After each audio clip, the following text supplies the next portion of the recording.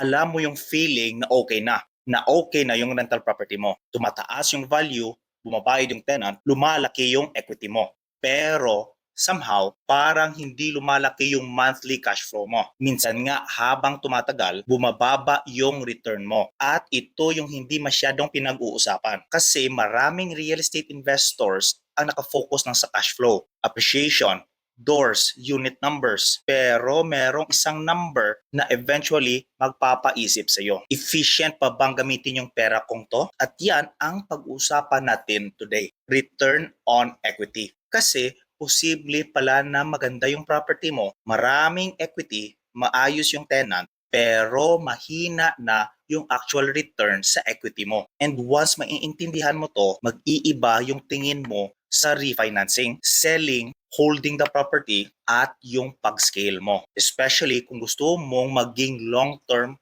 investor. Kasi ito yung nakakagulat. Minsan kasi yung property mo na pinaka-proud ka, yun pa ang pinaka-underperforming. So let me explain. So example, bumili ka ng property worth 250,000. After several years, 450,000 na. Laki ng equity mo. Ang tanong, magkano talaga ang nakikita ng equity na nakatambak? Kasi kung meron kang 250,000 na equity, kumikita lang yung property mo ng $300 na monthly cash flow, kailangan mong tanongin yung sarili mo, efficient pa ba to? Hindi ibig sabihin na bad property. Hindi ibig sabihin na kailangan mong ibenta. Ibig sabihin, kailangan mong maintindihan yung numbers. Maraming investors ang dumarating sa point na ito, especially after a few years. Sa simula, excited tayo.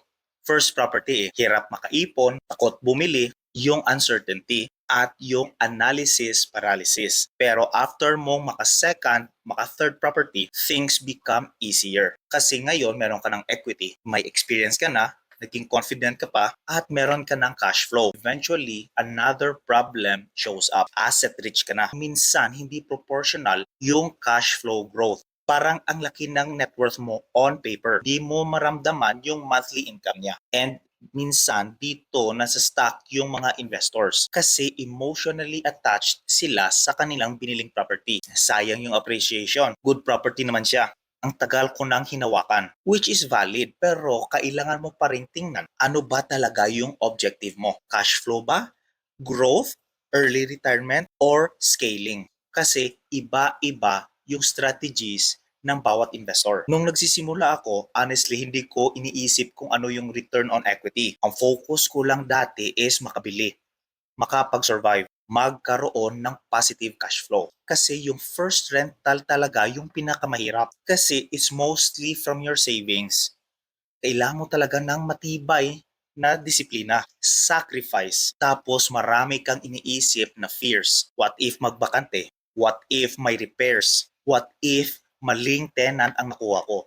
And what if mawalan ako ng trabaho? So nung una, basta maka-acquire lang. Nung tumagal, doon ko na-realize, habang lumalaki yung equity mo, kailangan mo ring maintindihan kung paano gumagalaw yung pera. Kasi may properties na stable yung tenants. Okay yung appreciation. Okay yung mortgage paydown. Pero pag tingnan mo yung actual return sa equity mo, mababa na. And hindi ko sinasabi na automatic sell mo yung bahay. Importante yan. Kasi maraming taong online, sell agad. Refinance agad. Hindi ganun kasimple. Kasi bawat refinance, may risk, tataas yung monthly payments mo, may additional debt, may pressure sa cash flow. Kaya importante, responsable ang paggamit ng equity. Ako personally, when I use my equity, gusto ko yung property kayang i-service yung utang. Ayokong puro leverage lang. Tapos negative yung lahat. Tapos aasa ka lang sa appreciation. Kasi delikado yun pag humina yung real estate market.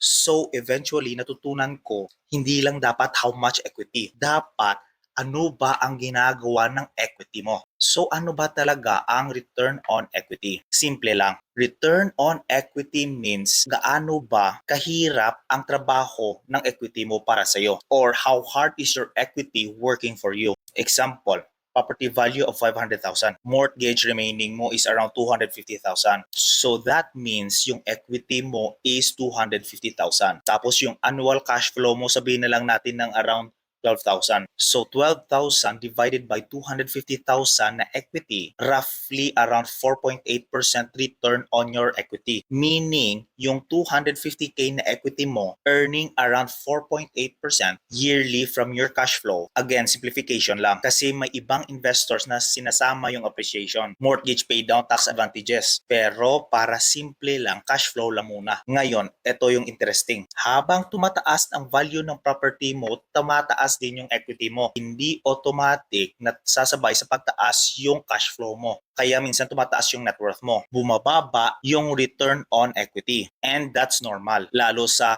long-term hold na mga rental properties. Kaya may ibang real estate investors na nagre-refinance, nagbebenta, nagre-redeploy ng capital. Hindi dahil pangit yung property, kundi dahil gusto nila mas maging efficient yung paggamit ng kanilang equity. Number one is to know your goal. Kasi iba-iba tayong goal sa buhay. And honestly, malaking factor dito yung stage mo sa investing journey mo. Kasi iba rin yung strategy sa growth phase at iba rin yung strategy sa harvesting phase. If nasa growth phase ka pa, mas aggressive yung pag-build mo, yung pag-acquire mo ng properties. Mas ginagamit mo yung equity mo. Mas focus ka sa acquisitions, scaling, and long-term growth. So minsan, yung equity mo ginagamit mo talaga para sa pag-scale kasi that equity helps you build faster. Especially if stable income ka, meron kang cash reserves at kaya ng risk tolerance mo. So habang tumatagal, may mga investors na pumapasok sa tinatawag nating harvesting phase, meaning less aggressive na sila. Mas gusto nila yung less stress,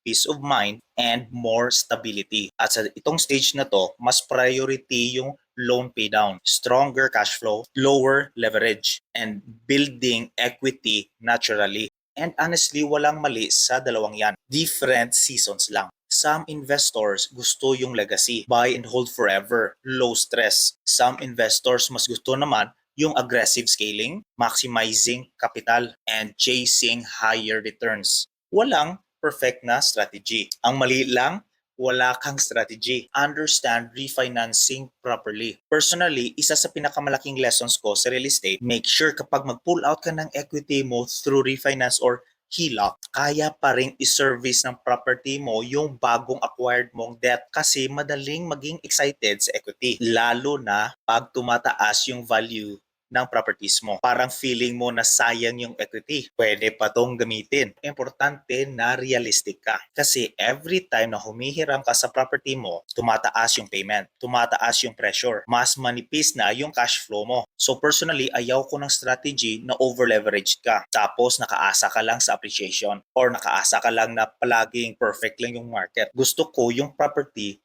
mismo kaya niya dalhin yung debt. Meaning, kahit meron kang vacancy, kahit may repairs, kahit medyo bumagal yung market, may breathing room pa rin. Kasi doon ka mas tatagal as an investor. Hindi yung pinakamabilis mag-scale, kundi yung pinaka-sustainable. If may isa kang takeaway from this video, ito yon. Ask how much or how hard is my equity working for me? Kasi eventually, every investor darating sa point na yan. And the earlier na maintindihan mo to, the better decisions you make. Whether you hold, you refinance, sell, or to stay conservative. Ang importante, intentional, hindi emotional. Hindi pressure from social media, kundi yung sarili mong strategy. If nakaabot ka hanggat dito, comment below. Team cash flow ka ba or team equity? Curious ako kung ano yung priority ninyo ngayon. And if you enjoy conversations about real estate, mindset, investing in Canada, building long-term wealth slowly, subscribe ka. Because dito, hindi tayo nagpapaganap na overnight success. We talk about the real side. Risks, mistakes, lessons, and long-term strategy. Thanks for watching guys. See you sa next video.